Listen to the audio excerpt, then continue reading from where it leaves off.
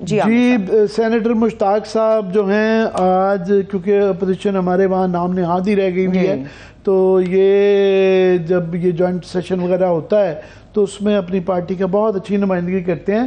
Senator صاحب میں آپ سے خاص طور پہ کرنا چاہ رہا ہوں کہ یہ آخری 2-3 ہفتے گورنمنٹ کے رہ گئے ہیں اور انہوں نے ایک فیکٹری لگا دی ہے قانون بنانے کی، بل بنانے کی، اور یہ فیکٹری نہ اس کے اندر جس طرح آج میں آپ کی تقریر سن رہا تھا، آپ نے بھی اور رضا ربانی نے، مرزا صاحب نے اور 3-4 لوگوں نے اس پہ بڑا آبجیکٹ کیا کہ نہ کاپی ملتی ہے نہ ڈسکشن ہوتی ہے، بس ایک ربر سٹیمپ کی طرح لگا کے یہ قوانین بنائے جا رہے ہیں۔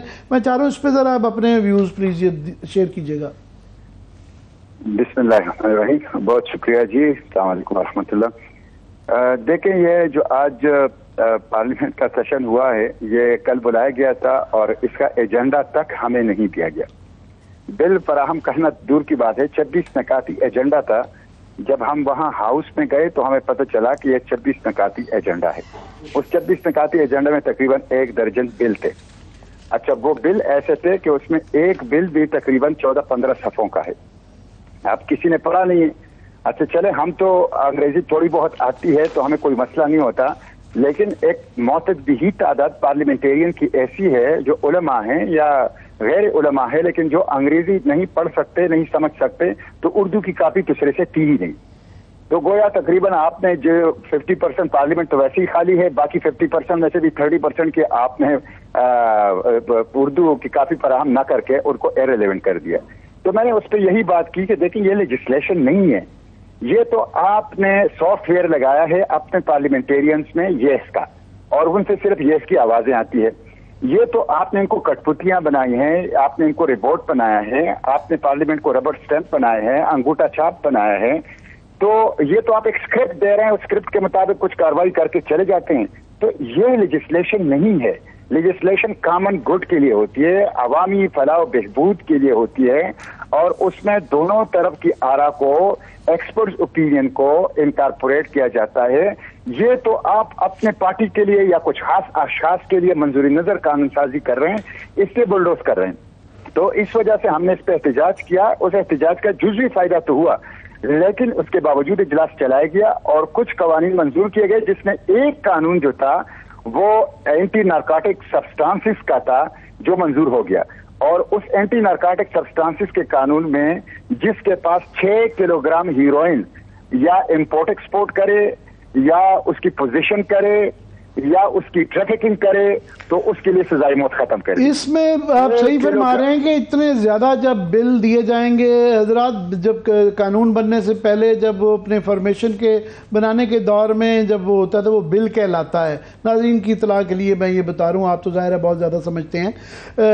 سینیٹر صاحب، اس میں جو کافی سارے بل جو ہیں ان کے بڑے دور اثر نتائج ہیں، کیونکہ یہاں بھی اسمبلیاں تحلیل ہونے کو ہیں اور امید ہے ہمیں کہ الیکشن ہو جائیں گے، تو یہ خاص طور پہ جو الیکشن اصلاحات کا جو ترمیم جو کی گئی ہیں اس کے اندر جو کوئکلی آپ یہ بتائیے گا، جو کافی اچھی چیزیں بھی ہیں مگر جو اس کے اندر خطرناک چیزیں ہیں اس کے اندر یہ کہ ان کو نگران حکومت کو یہ اضافی اختیارات دیے جا رہے ہیں، پھر جو ہے ان کو یہ بھی اختیارات مل گئے ہیں کہ ملکی معیشت کو لیے ضروری کام کرنا، کہ تیسرا جو ہے سب سے خطرناک کہ بین الاقوامی اداروں اور غیر ملکی معاہدوں سے معاہدے کرنے کے بھی مجاز ہوں گے۔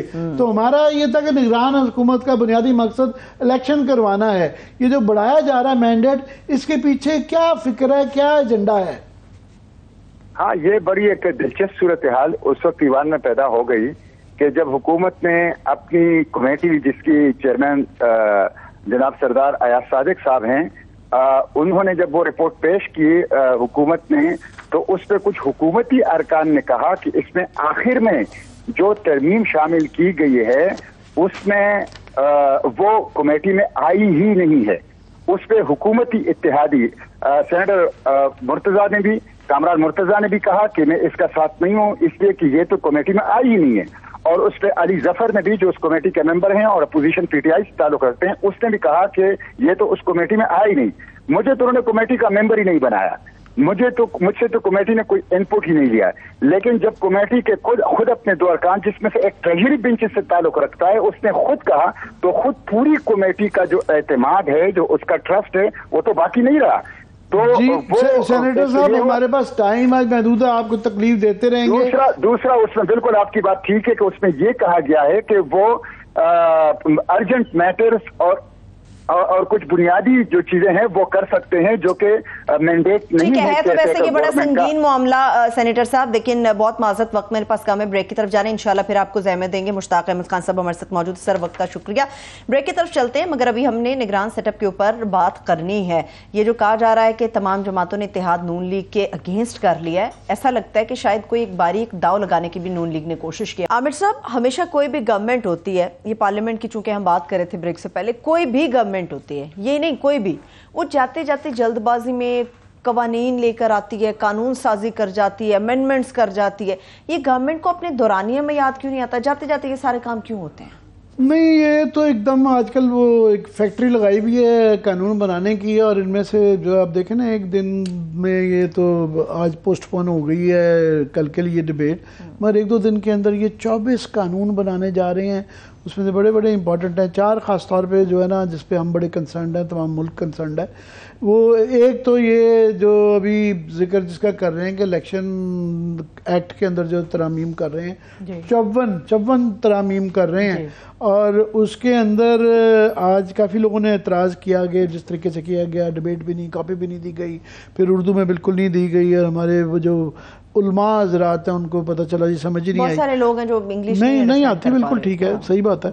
तो उसमें पीपल्स पार्टी की तरफ से रज़ा रब्बानी साहब, जो कि काफ़ी अरसे से नज़र नहीं आ रहे थे, उन्होंने बड़ा सख्त अल्फाज में एतराज़ किया कि जनाब ये कोई रबर स्टैम्प तो नहीं है। हम ताज अदर साहब ने बहुत ज़्यादा रिएक्शन किया, मगर हमारी शहरी रहमान साहबा से बात हुई, वो इतनी कोई फिक्रमंदी नजर आई। प्रोड्यूसर साहब, हमारे प्रोड्यूसर राना अकमल खान ने आज उनसे अर्लियर इन द डे बात की थी, ज़रा सुनवा दें कि वो क्या कह रही हैं इस पर। जी, मैं तो थी जब मियां रज़ा रब्बानी साहब बात कर रहे थे, और देखिए 2 कमेटीज बनी थी, 2 तो नहीं, 1 कमेटी बनाई गई थी।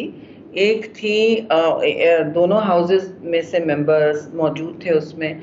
अब क्योंकि ये इस तरह इस वक्त ऐसा हो रहा है कि हुकूमतें जो अपना टर्म ख़त्म करती हैं, तो सारे के सारे, मैं भी अपना एक वाइल्ड लाइफ लॉ पुश कर रही हूँ। मुझे परेशानी है किस हाउस में इंट्रोड्यूस करूँ, कैसा ना लगे बुलडोज हो, कमेटियाँ मैनेज हो जाएं, क्या हो, सबसे बातचीत करिए, तो मुशावरत करनी पड़ती है पहले से। जी, शायद उजलत में यहाँ ये मेंबर्स के साथ शेयर नहीं हुआ, तो कोई ऐसी तकलीफ दे बात नहीं है। आज वो बुलडोज नहीं हुआ, जमहूरी मैं समझती हूँ तजुर्बे का ये एक एहसन अक्कासी थी, आज एहसन मिसाल थी कि ये उन्होंने बुलडोज नहीं करवाया।